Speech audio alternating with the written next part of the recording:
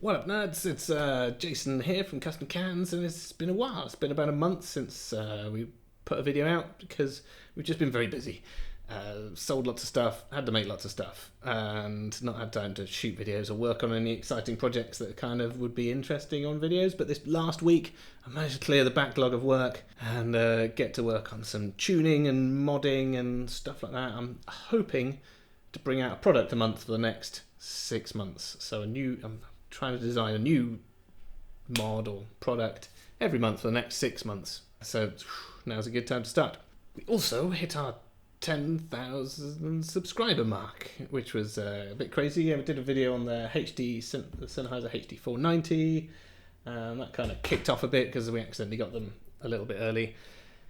And gained another 500 or 600 subscribers, which I wasn't expecting to do, so I didn't have anything prepared. The idea was that we were going to do a giveaway for our 10,000 when we hit our 10,000 subscriber mark, but it just got here. I wasn't ready. We will give something away later in this month, so get subscribed. We're going to give something away to one of our subscribers.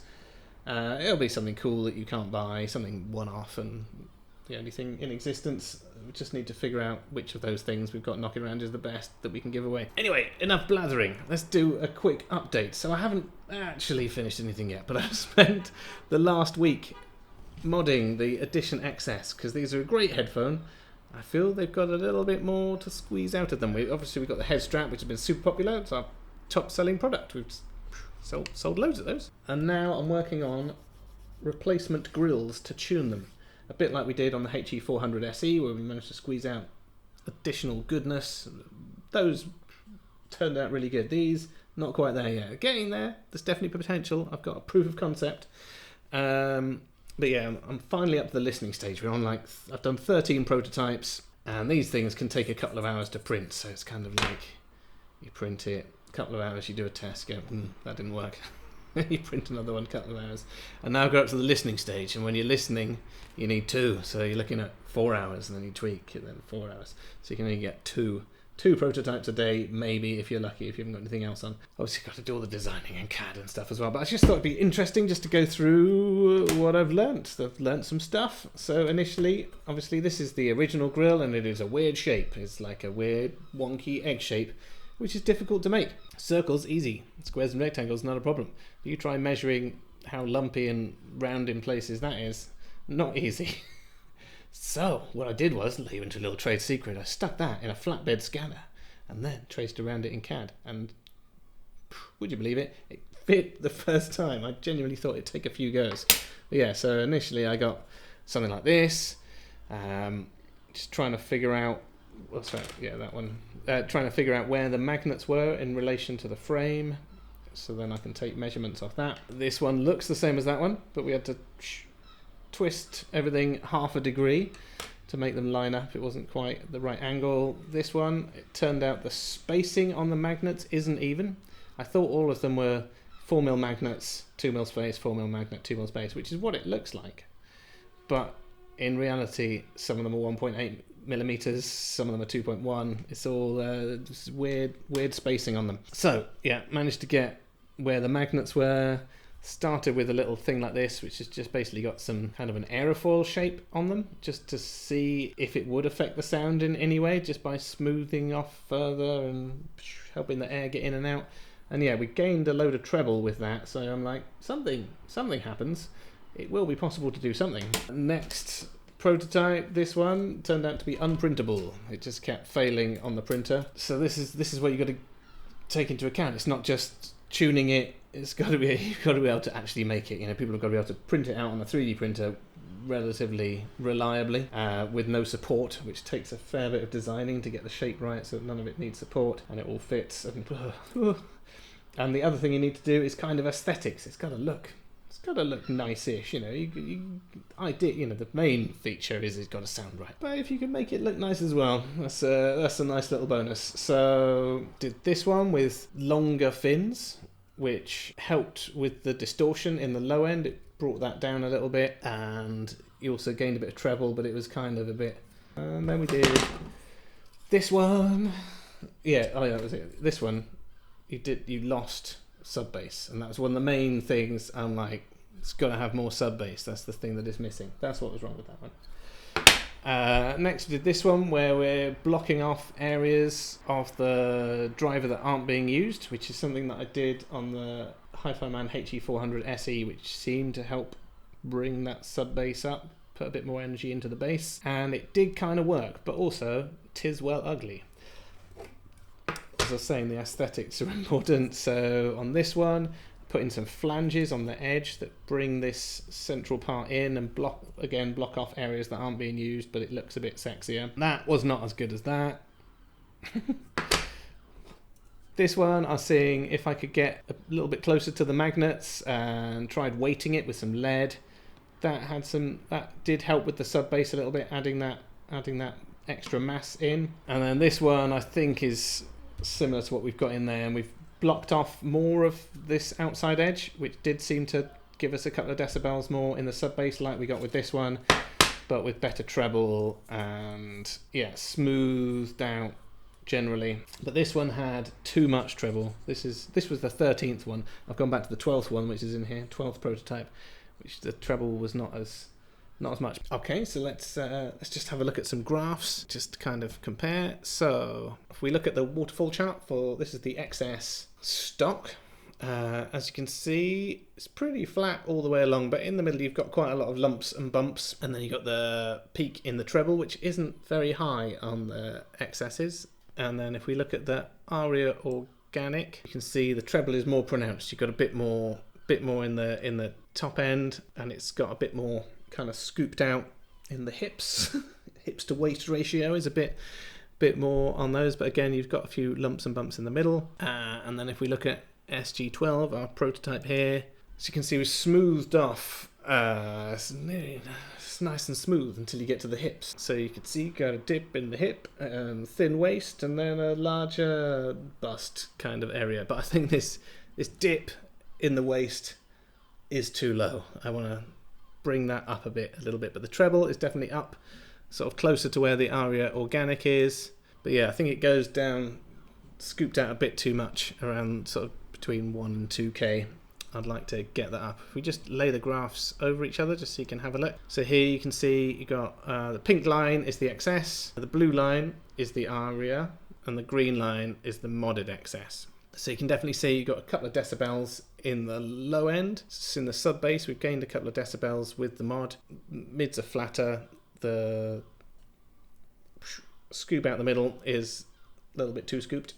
Going to see if I can get that up. The problem that I found is if I bring that up, it brings back in all those weird lumps and dips in the mid-range, so it's a delicate balancing act. And then we've generally got a bit more energy in the treble, so you can see you've got a few decibels more in the treble. The peak is about the same as the Aria Organic, and then we haven't, on this one, we haven't got that air up in kind of the very high, just at the limit of human hearing range that you get on the Aria. Some of these did have that. I think this one you did get that treble, but there was problems elsewhere. There were big dips and missing bits out of places. Yeah, so I think there's potential there. I'm listening now. I'm enjoying the sound. Now I'm going to have to get out basically a couple more pairs of these, so they can have a stock one, a modded one, and then a different mod, so I can compare two mods with each other and with the original and the Aria. So I think I'm going to need 3 pairs of these written off to do the testing. It's getting expensive, but I've already paid for them, so it's all good. It's all good. But I was hoping not to have to use multiple ones. But yeah, so far I haven't broken one, which is good as well. I think with the HifiMan, the HE400, I broke at least 3 pairs. While modding these ones, I don't know whether I've got better or these are. I think these are safer because they've got a bit of fabric over the driver, so you can't accidentally drop stuff in there. And that's what I did. I dropped a screwdriver in one of them. Ah! No. Yeah. So definitely some potential in there, but still need a few more weeks. Other things that we're hoping to work on. I'm gonna have a go at the HD 490. I really like those. And we might be able to squeeze a bit more out of those because those are similar to the HD 600 in the way that they're built. So I suspect there is room for us to squeeze a bit more goodness out of those, but it'll take a little while. I'm going to be working on a way of reducing microphonics in cables. So a little attachment that basically it's like a little shock absorber essentially that attaches to your cable and takes out a lot of the microphonics, because I know a lot of people complain about that. I don't mean that you can use the stock cable that comes with your headphones, but reduce the microphonics without you have to buy something fancy like one of our cables. A couple of fun projects.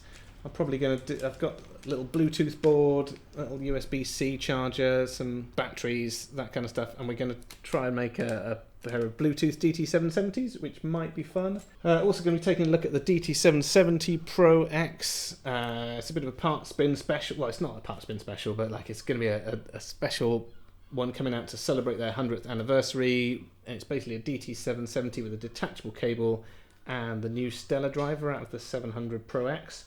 So that'd be quite interesting. We've actually got all the parts here, and I'm going to sneakily build one and have a listen, because they're not out till April. But it'd be quite interesting to have a quick play with that. So we've got that coming up. Other products, we've got some stuff for the HT25. We love the HT25s. So we've got a new mass loading and damping kit coming out from that, because that's the only one that we've got at the moment, which is still lead based. Lead isn't very nice, so we're going to be doing a CNC copper part that goes inside them to tune them. Again, that's going to take a month or two, because we're still going through the testing, and then it'll be about a month for them to get machined and ready, so it's going to be at least a couple of months till we get those. But before that, we'll have some new colours of the aluminium parts. So we've got the HT25 aluminium, should be getting them in red and gold, and potentially another colour, I can't remember, but yeah, red and gold will be available, which will along with purple, blue, silver and pinky champagne gold kind of colour. We are currently in the process of getting some silver lit wire made to our own spec. So it's going to be OCC silver wire, silver lit wrapped in silk, just because people like that kind of thing. It is 7% more conductive, and because it's OCC, it'll be more flexible and durable. So it does have some advantages, but the cost of the materials is insane. I think it's going to cost us, to get a reel of wire made, it's going to cost us about £2,000. I'm not too sure how.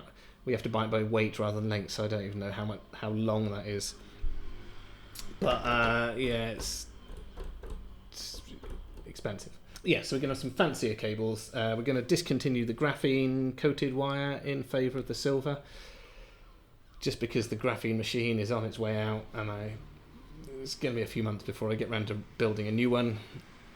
Lessons were learnt on that. Don't know, we're thinking of getting some merch made, blah, blah, blah, blah, blah. Anyway, more updates to come. Yeah, I just need to crack on with this and get it. I can't wait until these are done and we can start selling the kits for them, because these are a very popular headphone. I know a lot of people have got them, and if we can just elevate them that way, get them sort of somewhere in between stock and the Aria Organic, if I can get them close to the Aria Organic, which I'm starting to feel I can, getting there. It's not going to be exact, it's not going to be the same, but I suspect these are going to cost, because they're quite big and they take a long time to print, these are going to be 25-30 quid for a pair printed. Obviously we'll sell the STL files for you to print them yourself if you've got your own 3D printer, but if I can make this £500 pair sound close to a £1,000 pair, then winning, for 20-25 quid, it's worth doing. Anyway, cool. Yes, obviously, if you want to support us, if you need any headphone cables, check out our cables. We've got balanced cables. So this one fits the HD490, which I've been listening to balanced, and it's very nice. Buy our stuff, blah, blah, blah, blah, blah. Thank you very much for watching and listening to me waffle on and not really have anything to talk about. But anyway, it's been awesome hanging out. Missed you guys. And just feel free to stick stuff in the comments if there's anything you think that we could work on. As I said, I'm trying to bring out a new product every month for 6 months, so I think I've got 4 or 5 ideas. But if you've got any good ideas for stuff that you'd like us to look at, I'll look at that product-wise.